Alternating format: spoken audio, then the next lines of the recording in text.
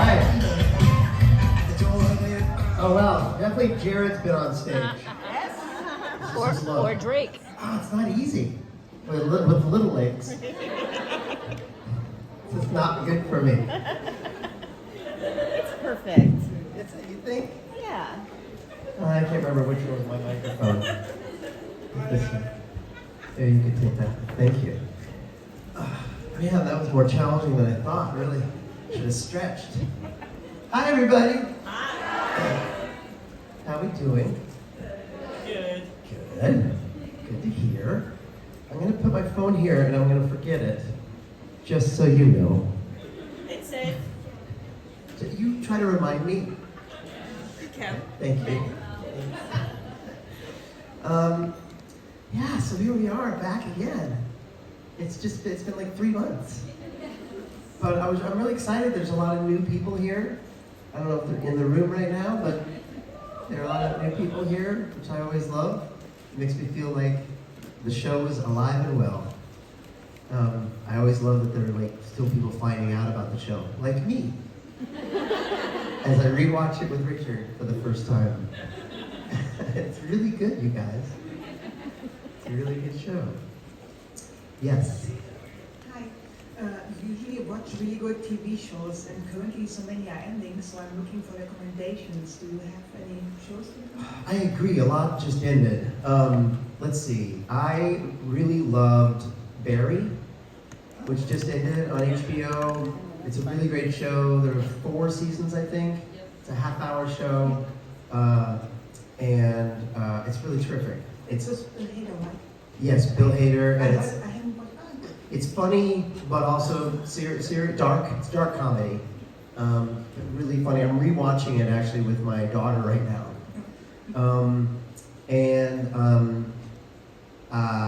I really liked Succession. I thought that was a really good show that just ended. What else have I really? Did you watch Breaking Bad? No, that's the one big show that I've never watched. It's, I didn't watch it when it was on, but I think it was after I was recovering from something, and I think it was after my stroke, but that was too long ago. I was recovering from something, and a friend of mine gave me the box set, and was like, he said, I'm jealous that you get to watch this for the first time. And that really stuck with me. That was his recommendation. So I watched Breaking Bad, and it's a terrific show. It came out at a time where the cancer storyline was too close, so I couldn't. Maybe. Yeah. And as a spin-off, the spin-off is also really good. Better Call Saul. Okay. It's also good. Anyway, yeah. But try Barry. Okay. It's fun. Thank you. Yeah. And I can recommend Mrs. Davis. It's just the 1-season show. It's very short. Mrs. Davis? Yeah. Okay. And it's a really, it's the most original show I've watched recently. I can't even explain. It's about an AI, but it's also about religion, and it's a road movie, and it's super fun. Great. I'll check that out. Oh, awesome. Thank you. I just thought, what was another show? What's the show with the English, really funny writer, and she talks to the camera? There were only 2 seasons. Fleabag. If you haven't seen Fleabag, Fleabag is amazing. I'm just bummed it's just 2 seasons. Hi. Hi. So it's a little of the same question, but about podcasts, because I just started yours, and you're with me a lot during laundry, cooking, whatever. Good. And I was wondering if you have yourself time to listen to some podcasts. When I do, I've listened to various podcasts. I really like, if you like sort of the nonfiction podcast, there's a couple of great ones out there. It's My Favorite Murder, which is kind of fun. But lately I've been listening to Smartless, and the reason I like it is it kind of reminds me of me and Rich. It's 3 actors. It's Jason Bateman and Will Arnett and Sean Hayes. And they have great guests. They've interviewed everybody from Bono to I think they've interviewed Obama. They really, so many different people. And they're really funny. The 3 of them are very funny, and cut on each other a lot, like Richard and I do, or like Rich does to me. And so that's really, I thought that's really cool. And their guests, you can go through and go, ooh, I want to see what that person has to say. Like some of them are really excellent. Yeah, I thought the Bono one was especially great. So Smartless, it's called. Thank you. Yeah, thank you. Yeah, and they just did there's this, like a documentary about Smartless guys that go on the road and they do like 4 live shows and they follow them around with a camera, and it's on like, I think HBO. And it's really great, and I immediately called Rich. I was like, we gotta go on the road, we gotta do it, we gotta have a camera crew to do this, we have to do this. So I'm working on it. It's always hard to get Richard, which is difficult because he's, you know, half of the partnership, right? Hi. Hi. So it's maybe more of a, I don't know, professional advice. Yeah. So I'm like movie editor in animation career and 2D animation, and we always been taught like how to tell a story. So if you have any advice of how to approach a story or to tell it in whole, like what is your process for that? That's a good question. You know, a lot of times when I sit down to write, like, I get inspired by things that I've seen, or things that have happened to me. Real life. Real life is more interesting than anything that you're gonna imagine, you know? Everything you imagine anyways comes from real life, real emotion. So I always start there, with, you know, and then I think, you know, who's the character? And it could be, you know, inserted with people you know, or, you know, maybe yourself. For me, a lot of stuff is autobiographical. But anyway, and then, you know, if I can imagine, if I'm writing a screenplay, if I can imagine the scenes, it's like almost imagine the finished product first, and then go, okay, now I know kind of what world I want to be in. Now what's the story, you know? And what's a way that it's been done that hasn't been told before? And so the first thing I do is I start outlining, you know? And a lot of times the story will come to you as you're outlining where you want it to go. And sometimes the idea itself is so clear that like it's really easy to do, and sometimes it's difficult to do, to outline what a movie will be. But yeah, I just start with real life first, and I go, oh, that'd be an interesting story to tell.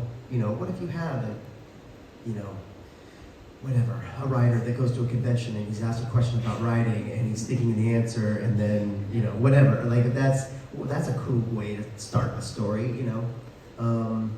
So that's kind of where I'll start, and then I'm actually doing it right now, so that's why that's clear in my mind. You know, with writing a song, it's a completely different thing for me. It's more about capturing an emotion and getting that emotion down on paper, and then putting chords to it. But writing a screenplay, or writing a movie, or a TV show, it involves a lot more. You know, you really need a good plot. That's the hardest part. But you know, if you think, oh wow, where is this writer who's on stage getting asked this question? What does he want, or where's he going? What's something that could happen to him that completely throw him off, and then he learns this lesson, or you know, whatever it is. So I know I'm not speaking in real clear sentences, but for me it starts with real life. It starts with something like this. I mean it, like, well, that's kind of meta. He's being asked about writing, and then he, you know, goes into the story, and then that becomes our movie, or whatever it is. I'm always kind of thinking like that. And if you could just stay with it, if you like it enough, and you stay with it, a story will emerge, and you'll surprise yourself with what you've just created. Keep going. Thank you so much. I'm trying. Good. Thanks. Hello. Hello. I'm quite new to the whole supernatural fandom, I think. And I was wondering what was the last scene you shot, and what were your feelings or thoughts about it? Because I want to rewatch it with the knowing. Yeah, that's a good question. Yeah, welcome to the family. It's, you know, I call it's a family because it's so much more than like a fandom, or, you know, or people are like, are you going to another Comic-Con this weekend? I'm like, it's not a Comic-Con really, it's more of a family reunion. There are people that I've been seeing for 10 to 12 years, and there are new people like you that I just meet. But there's a special thing that happens at the Supernatural gatherings that's like nothing else I've ever experienced in my life. It really is a very special thing, so welcome. Thanks. And then, yeah, so it was kind of anticlimactic because we were going to do the end of the series. I was really blessed that I was able to be, even though I was kind of a hated character at the end, I was so excited to be a part of it as it ended. And we had 2 more episodes to shoot, and I was about to board a plane to fly up to Vancouver, and I got a call at like 10 p.m. the night before I was supposed to fly, and they were like, don't get on the plane, this COVID thing is real, we're gonna have to shut down. So they shut down production right before we started shooting the second to last episode, which was my last episode. And so then we were paused for like 5 months. And it was a bummer because what we were gonna do is like go up there, I was gonna stay there, and then for the finale, they were gonna do this really cool thing. Some of you probably already know this, but like they were gonna do a cool thing where when Sam eventually goes to heaven at the end of the show, spoiler alert, he goes into this bar in heaven, and everyone at the bar is like some of your favorite characters from the show we'd have flown everybody up there, and the characters that would be in heaven were there. And then after that, as the credits roll, they kind of open it up to the 4th wall, and you see the rest of us all kind of having a rap party together, and we were all going to be there together in Vancouver to finish it off. And that would have been amazing, but we were unable to do that because of COVID. So when they finally in August got the okay to film again. They couldn't fly they only could fly a couple people up at a time. So me and Jake Abel flew up there for our parts of that second to last episode. We quarantined for 10 days, and then we started shooting it.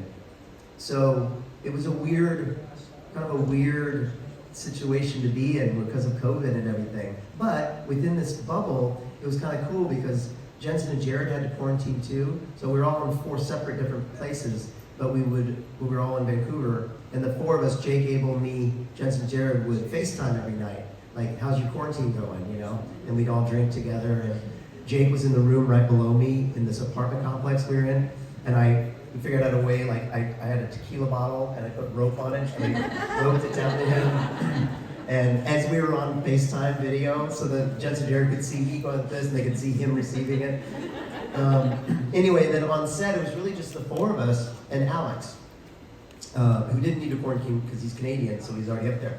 So for this last big battle, you know, it was me and the guys, Jake and Alex, and we're kind of just in this little bubble together, you know. And that was really my really fond memory of my last episode, was shooting that whole thing. It was a really beautiful spot where I beat up the guys, and then Alex finally takes the god out of me, and they drive away and leave me in the dust and that whole thing. But, so that was kind of cool. But then my very last shot was like a couple days later, and it was the scene where I like snap my fingers and the dog dies. The dog goes away. And like the worst, yeah, I'm just like way out by myself, like, and I was like, I give it kind of a look like, I just killed a dog. And they're like, Chuck. And that was it. I don't even have any lines in the scene, but that was it at this gas station. So it was almost anticlimactic, you know, my very last shot. I don't even have a line to just kill a dog.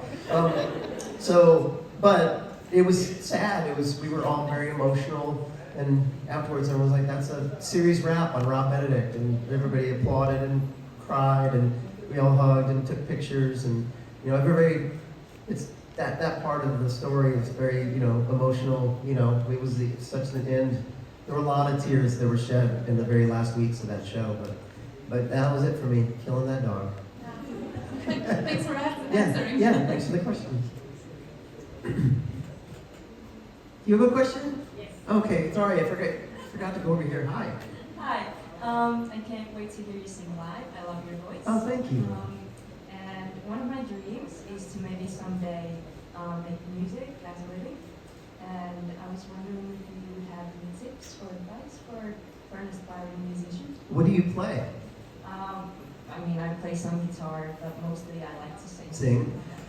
Yeah, look, first of all, keep doing it. Keep singing and playing and find people to play with. The best thing that ever happened with me was getting together with musicians who were better than me and learning from them. So starting in high school, I started playing in bands. where I was like the other guitar player, and I was like with the guitar player better than me, and I was just like learning from him. And I didn't do as much singing in high school. Like I was in musicals, but I never sang in my bands. I was the guitar player. And in my high school band, we had a lead singer that didn't play any instruments, and then I was the guitar player. Anyway, and then, you know, eventually with Loud and Swain too, like, I've learned so much from Billy, who's such a great guitar player. And it's given me the confidence, you know, just playing in this band for all these years. It's about building confidence in yourself and playing with musicians. And the more that you can play with musicians, and especially people that maybe know more than you pick up so much quickly. So I guess my advice would be, you know, just find like-minded musicians that you like, you know, even if it's like a person with an acoustic guitar or piano player, and then you can do your singing, you can learn a little more on the guitar. And, you know, the great thing about the guitar is like, about any instrument, is you can just pick it up and play. You know, there's a guitar in the green room, and it's like a cigarette, like it's my cigarette break. I just like can play by myself and not talk to anybody and just sort of be in my own head. That's kind of a cool thing to be able to do.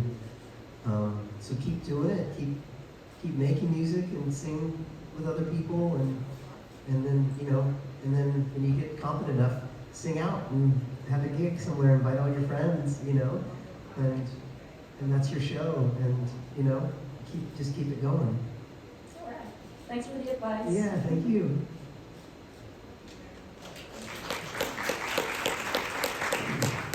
Hi. Chuck created so many universes. My favorite was the one where he said everybody's a squirrel.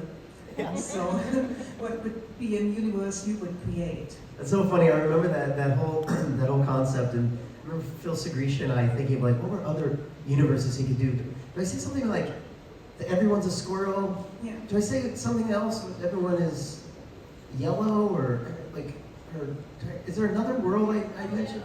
Huh? There's no yellow. There's no yellow? Is that what I say? Yeah. That was we thought of that on the spot. We were like, what else could there be? So my universe would be a world where everyone is under 5'6". And I am the Jared Padalecki of that universe. Wow, look at this guy coming in. Hi guys. Hi everybody. Hi. And I'm like this famous actor, mostly just because I'm so tall. I also play basketball, because in this world, there are no tall people but me. At just under 5'7", I'm one of the tallest human beings alive. And it's a great world, a lot of success. I give a lot to charity, you know, because you look down on these people all the time, you gotta give back.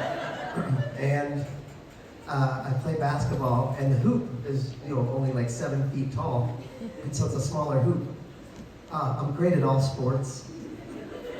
Oh man, I really wish it was real. But yeah, it's a world where everyone's short, and I'm Jared Padalecki. Thank you.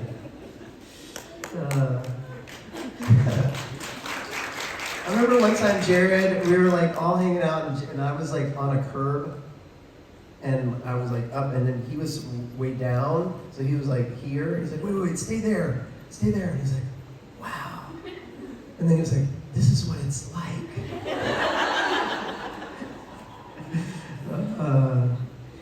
It's true, it's sad and true. Hi.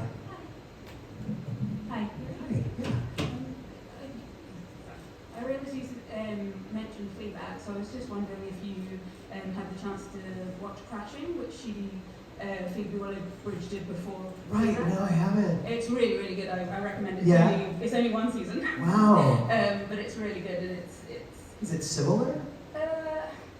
Not really. It's basically about a group of people who, you know, you get, I can't remember what it's called, but you get those properties like old properties, and you can basically live in them for like really cheap. Oh, like squatting or something. Sort of, yeah, but it's like an official thing that you can do. Okay. And so it's sort of about a group of people that, and it's the same sort of, like, you know, the humour and everything is very similar, but yeah, it's really good. Oh, So great. I recommend that one. Awesome, I'll check that out. Have you heard of a show that's called Industry?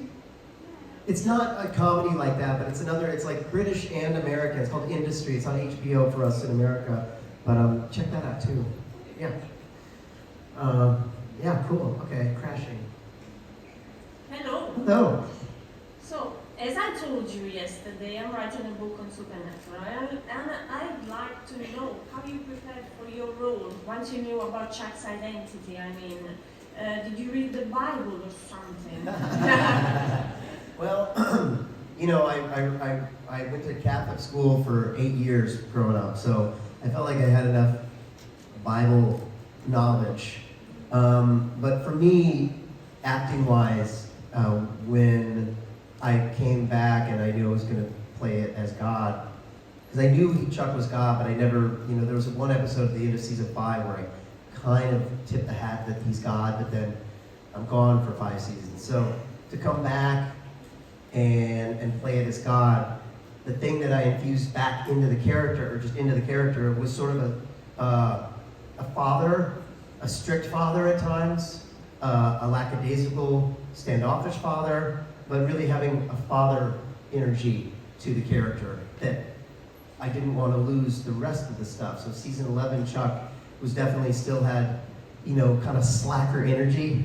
You know, he's eating all the time. He's kind of being a freeloader at Men of Letters and staying at their place. But at moments when he had to, he could be that strict father. So that was really what, it was more about that for me than about sort of the history of God, you know, because it's more like I'm playing an entity than I am like playing a specific type of God that's been written about. I'm playing the entity and, you know, but just infusing the father. Then by the end, season 14, 15, it just came just strictly just bad dad, you know, and like super strict, angry energy that's from a place of a dad or a father that's maybe gone rogue. But yeah, so it was really mostly about that for me. Does that make sense? Yeah, it does. But would you describe yourself as a religious person? No. No, I'm a spiritual person, and I believe in a lot of things that are maybe unexplainable. I do think that there's something, you know, I think that there's an energy and a spirit. To me, that energy is love and light. But you know, I don't regret my years in Catholic school, but I definitely I don't associate with churches, and I don't go to church. But that's not to say I'm not like a spiritual person, but just not really religious. And you know, I like to believe in everything. You know, I like to be open to anything. I went through a phase in life where I tried out Buddhism and I tried out other different types of religions. There's this thing called religious science that I kind of checked out for a while. It's not Scientology, it's a different thing. It's not at all. But then I kind of, as an adult, kind of just settled on just being open and spiritual and believing in love and following my instincts in terms of that.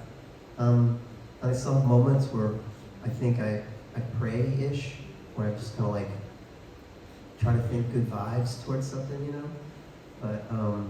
But I've actually spent most of my life trying to step away from this idea that there's a man in a white robe up above me, you know, looking down at me. Because first of all, a man, I mean, come on. It's whatever, it's much more than that, it's an energy. But yeah, so with Chuck too, it's like it wasn't about like being this God character, like with a long white beard. It was really being an energy. Thanks. Thank you.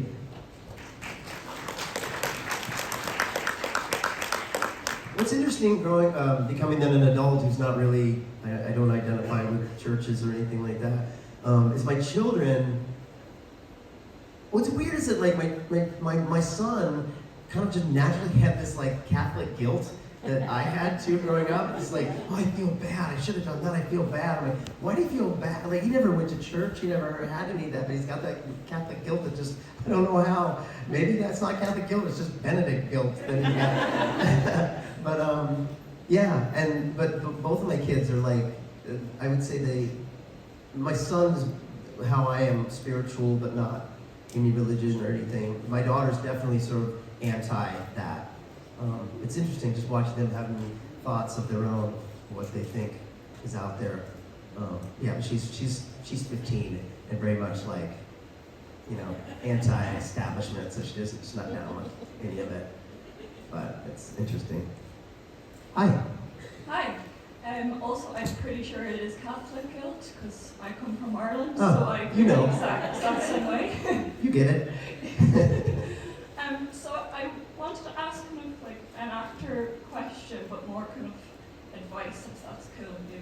Totally cool. So I'm about 2 years out of drama school, and like I've gotten like a couple good auditions from my agent, but it kind of feels like I'm not getting, you know, the job, and it's, you know, getting anywhere. So I was wondering if you had like any tips about how to get out of that negativity where you know you're a good actor, but it's just not you that they're Yeah, wanting. I know exactly what you're asking. Can I ask, with auditions, are you putting yourself on tape? Self-taping, yeah. Yeah. It's really tricky right now because of the self-tape. Back in the day, you go in a room, so you could at least read a room and go, ooh, next time I want to try that better, or, you know, how to work a room, go in, speak to them first, you know, have a conversation before you go. None of that, you can't apply that anymore. I can tell you that I've been in this business for almost 30 years, and like it's that never goes away. You always have that feeling, and that's why a lot of actors, you know, go to therapy, like me. You know, you constantly need to do the self-work, even if you're journaling and doing work on your own, just to sort of, if you have a religion, use it. You know, hope and faith are a lot of it, but I think all you can do is just keep doing the work, keep doing what you're doing, knowing that it's not you is huge, because it's not. And make choices. I mean, is when you get the audition, analyze the character, and then make a strong choice, because one of these days that choice is going to be exactly what they want. And just keep doing it. And you can't judge yourself by like, I'm over 20 on auditions. You just keep doing it. I've gotten no so many times, you know, and I've gone through bouts of like, I'm not worth it, I'm not any good, you know, and you just have to fight through that and stay back into the practice of what it is that you do, right? If you build these stories like nobody likes me, I'm not good looking enough, I'm not blah blah blah. Just you gotta bring yourself back. Let yourself have that thought. It's not bad that you had that thought. It's gonna be there, but then just bring it back to what you do. Make choices, you know, and take your time. And because the one thing that self-tapes you can do is take the time to make it good. And make choices even in the audition. Like, I mean, I have some actors I've talked to like put in sound effects, you know, or you know they'll say put yourself in front of a screen. Like, fuck that. If you don't feel like doing it in front of a screen, do it. If it's a scene at a restaurant, do it at a kitchen table with a glass of whiskey in front of you, whatever. Like, make a choice like that, because what are they going to be like? I didn't like where you were. Like, no, you know. Some actors really go for it. Go for it. You know, if you're wearing a robe, wear a robe in the scene, and you know. So make that fun for yourself. Make that like going to work. That's your job right now. Do those auditions, and one's going to pay off, I promise. Thank you so much. Yeah, you're welcome. That's amazing. Good.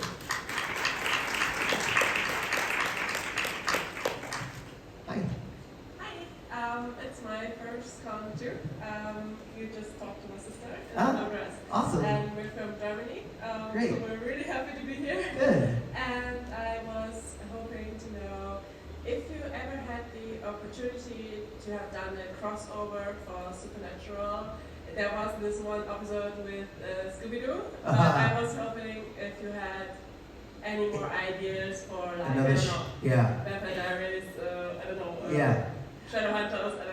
You know what's funny is that there was an episode that was pitched to me and Rich before the last season, and it was going to be an episode where God takes Sam and Dean around to these other universes and shows them some of the other universes. And one of the universes was going to be the Riverdale set. And so there would be a crossover with Riverdale. We were like, this is going to be odd because it was an episode Richard was going to direct. And then eventually the writer's room scrapped it. And they made it into the episode where I'm looking at the screens and in the video shop, and they made it into that instead, which was great, and I got to work with Richard, but like, it would have been so cool if we could have done that. Because my kids were watching Riverdale at the time, so I was like, Daddy's gonna be on Riverdale. Game of Thrones, be great to do a crossover to Game of Thrones, just spitballing here. Rick and Morty. Yeah. It'd be fun to do Rick and Morty. That'd be super cool. What We Do in the Shadows. Have you ever seen that show? It's hilarious. It's basically about like vampires that like live in our society, but they're just like normal people, but they're vampires. But they like live kind of a normal life while being vampires. It's really funny. That would be cool to do a crossover like that. Right now, let's say Supernatural is still going. It'd be crazy to go do a crossover with Walker. That'd be weird. Yeah. And then, Sam could have an identity crisis. I think it would work with, in all different types of shows. Sitcoms, it'd be funny to cross over to a sitcom, I don't know, what are sitcoms these days? I don't even know what's out there. Our Flag Means Death, have you seen that one? Oh, yes. Yes, that's great. Our Flag Means Death. Oh yeah. Yeah. So that the guys that did that, and the same people that created What We Do in the Shadows, it's the same people created both of those shows. Same kind of humor. Yeah. Anyway, it's fun to think about. Yeah. Thanks. Yeah, that show's great too. There's nobody over there. It's an empty microphone. Do you have a question? Yes, I do. Let's Hello. do it. Hi. Long-time Supernatural fan, new convention goer. Great. So this is really fun. Are you from Ireland too? No, I'm from Norway. Oh, Norway. Cool. Yeah. I was just going to say I'm a big fan of Loud and Swain. Oh, I thanks. saw the concert when you were warming up for a radio company. Oh, good. Live in the middle of the night. Yeah. I got really emotional, Oh. especially during She Waits. Oh, cool. Yeah, so- You saw it on stage yet? Yeah. Oh, cool. Yeah. It was very magical. So Awesome. I really want to see you live one day, but I don't think I can travel to the States. So You'll see me tonight with Yeah. Billy. So Yeah. that's Half of you. Yeah. That's good. I'm looking forward to that. Good. But are you planning any shows in Europe somewhere?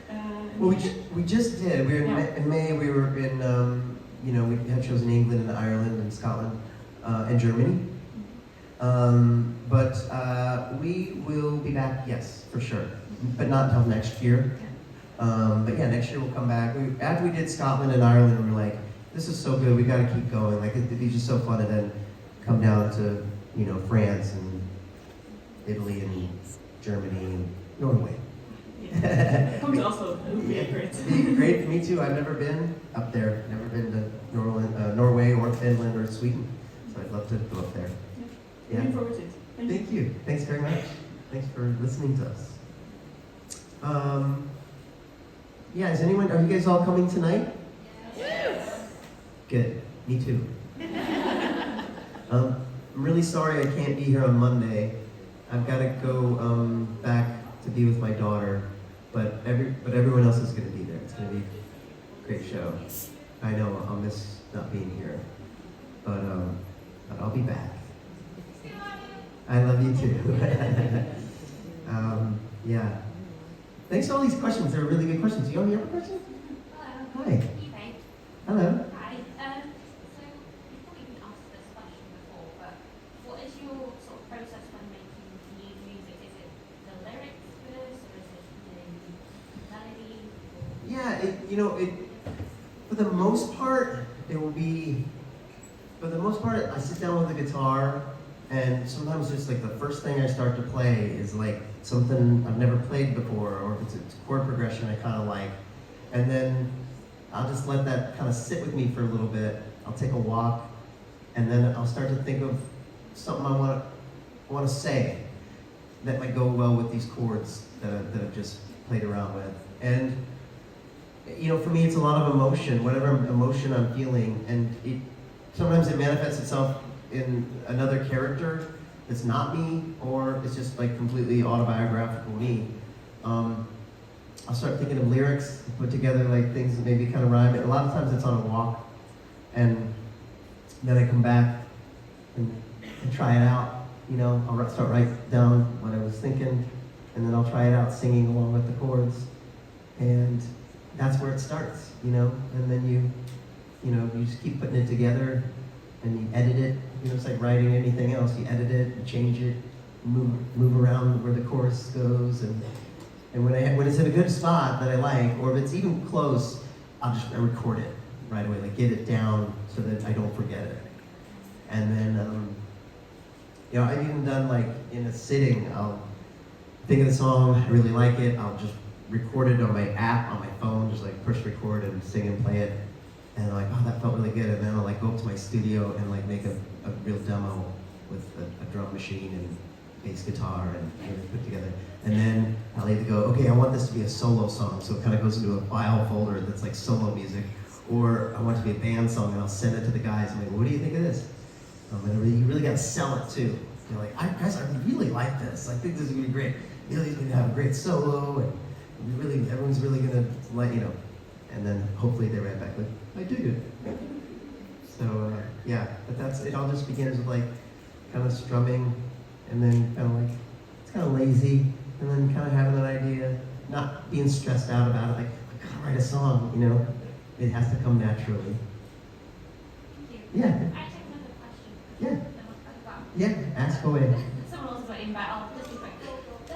So, some of my other like favourite artists, they say when working in a band, if something sort of doesn't work for the sound that they're trying to make, he still tries to explore where it can go and lead to, rather than just like leaving it and like putting it on a shelf and coming back to it. So, do you have any times where you sort of have that happen, and what do you do? If that makes sense. Yeah, totally. That's why like sometimes I'll record it on my phone, like, oh, this is good, this is too good to let go, and I'll just stay with it. And a lot of times the answer is like trying new things, adding new things that are different, breaking the rules. I was gonna say this earlier when someone asked me about writing. Like, I think it's what's really fun about writing music or screenplay or whatever is like challenge yourself to break whatever rules you think there are. Like, oh, no one's gonna want to see this movie, or like, this is not how you write a song. Like, this song doesn't have a chorus. It needs a chorus, and it's like, does it need a chorus? Maybe not. You know, it's like you can break the rules and challenge yourself. You can always go back and edit it later, but break the rules. You know, I love bands that really like Wilco. Jeff Tweedy will write a simple song, and then they'll go in the studio and they really just chop it up, and they put instruments in that don't make sense, or a piano that's not tuned properly, or something like that, and then that becomes your favorite part of the song because it's just something weird and different, you know. Or like Prince did this a lot, where he would add in these weird little like background vocal parts that only just came in one time, or you know, he'd sing in a really weird voice. Funny, that's funny. Thank you very much. Jib13 Rob, everybody! Hey, thanks everybody! Thanks so much!